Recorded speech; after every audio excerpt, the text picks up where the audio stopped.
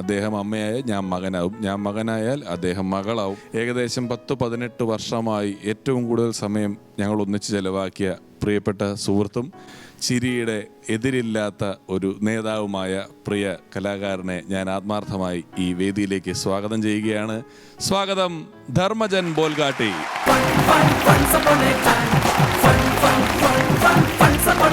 നമ്മുടെ funs upon a ടൈമിലെ much awaited guest ആണ് ഇവിടെ വന്നിരിക്കുന്നത്. അതെ, അദ്ദേഹം എത്തുമ്പോഴത്തേക്ക് ഫൺസ് അപ്പോൺ എ ടൈമിന് ഷഷ്ടിപൂർത്തി ആവാറായി.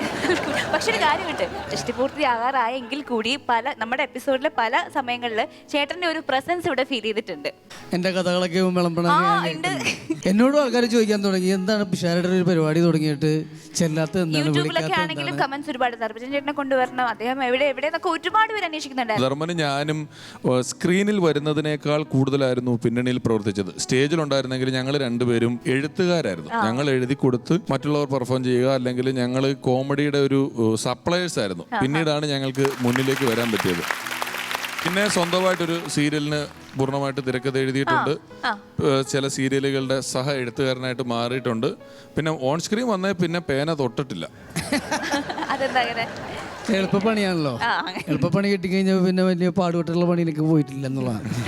ഞങ്ങൾ പണ്ട് ഷൂട്ടിംഗ് നടക്കുമ്പോൾ ഞങ്ങൾ തുടങ്ങുന്നതിന് മുമ്പ് അല്ലെ സ്റ്റേജിലൊക്കെ ചെന്നിട്ട് ലൈവായിട്ട് കളിക്കുന്ന പ്രോഗ്രാമുകൾ സ്റ്റേജിന്റെ ബാക്കിൽ നമുക്ക് ഇത് പറയാം, അപ്പം ഞാൻ ഇത് പറയും, നീ ഇത് പറയൂ എന്നൊക്കെ പറഞ്ഞ് പ്ലാൻ ചെയ്യും. അപ്പോൾ ഇവൻ ചില തമാശകൾ എടുത്ത് വെച്ചാൽ ഇത് വേണ്ട, ഈ തമാശ കൊള്ളൂല. ഞാൻ പറഞ്ഞത് നല്ല തമാശയാണ്, വേണ്ട, ഇത് നമ്മുടെ എപ്പിസോഡിൽ ഈ സാധനം പറയണ്ട. ശരിയാവും പറഞ്ഞല്ലേ എന്ന് പറഞ്ഞ് ഞാൻ പറയാതിരിക്കും. ഷോ തുടങ്ങി പകുതി എത്തുമ്പോൾ ഇവൻ ഇത് ഒറ്റ പറച്ചിൽ പറയും, എന്നോട് പറയണ്ടെന്ന് പറഞ്ഞു. അപ്പൊ ഇവൻ ഇത് പറയുന്ന കേൾക്കുമ്പോൾ ഇവന്റെ ഈ അവസ്ഥ ഓർത്തിട്ട് ഞാൻ ചിരിക്കും. എന്നിട്ട് 1-2 പേര് പറയുകയാണേ, ധർമ്മജന്റെ തമാശ കേട്ട് പിഷാരടി ചിരിച്ചല്ലോ എന്ന് പറയേണ്ട അവസ്ഥ ഉണ്ടായിട്ടുണ്ട്.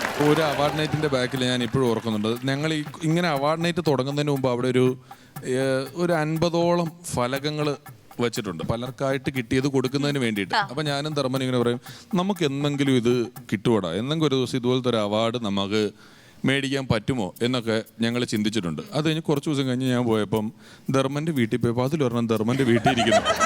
ഞാൻ ചോദിച്ചത്, ധർമ്മം നിനക്കിത് എപ്പോൾ കിട്ടിയെന്ന് ചോദിച്ചപ്പോഴേ, നീ അന്ന് കിട്ടുമെന്ന് ചോദിച്ചപ്പോൾ തന്നെ എനിക്കൊരു സംശയം ഉണ്ടായിരുന്നു, നമുക്ക് കിട്ടുന്നതുകൊണ്ട് ഞാൻ ഒരെണ്ണം എടുത്തുകൊണ്ട് പോകുന്നു.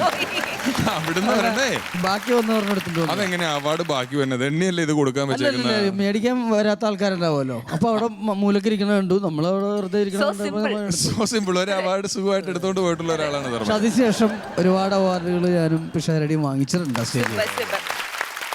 എന്നോട് പലരും ചോദിച്ചിട്ടുണ്ട്, എന്തുകൊണ്ടാണ് നിങ്ങൾ ജീവിതത്തിൽ ഇതുവരെ വഴക്കിട്ടിട്ടില്ലാത്തതെന്ന് ചോദിച്ചു.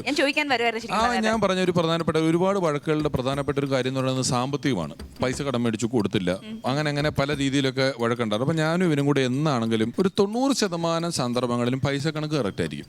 നമ്മൾ ചായ കുടിക്കുന്ന പൈസയൊക്കെ ഒരാൾ കൊടുക്കുന്നുള്ളത് മാറ്റി നിർത്തി കഴിഞ്ഞാൽ പൈസ കൃത്യമായിരിക്കും. അങ്ങോട്ടും ഇങ്ങോട്ടും ആ കാര്യങ്ങളിൽ ആദ്യം തൊട്ടേ കണക്ക് പറഞ്ഞ് ഞങ്ങൾ തമ്മിൽ ചെയ്യാറുണ്ട്.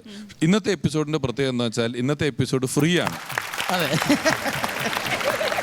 അല്ല, അപ്പൊ ഫ്രീ ആണെന്ന് അറിഞ്ഞതിനെ പറ്റി എന്താ ധർമ്മചേട്ടൻ പറയാനുള്ളത്? ഒരുപാട് തമാശയൊക്കെ പറയണമെന്ന് കരുതിയാണ് വന്നത്, പക്ഷെ ഫ്രീ ആണ് എന്നറിഞ്ഞത് ഇപ്പോഴാണ്. അതുകൊണ്ട് വലുതായിട്ടൊന്നും പറയുന്നില്ല, ഞാൻ അവിടെ പോയി ഇരിക്കാൻ പോവാം.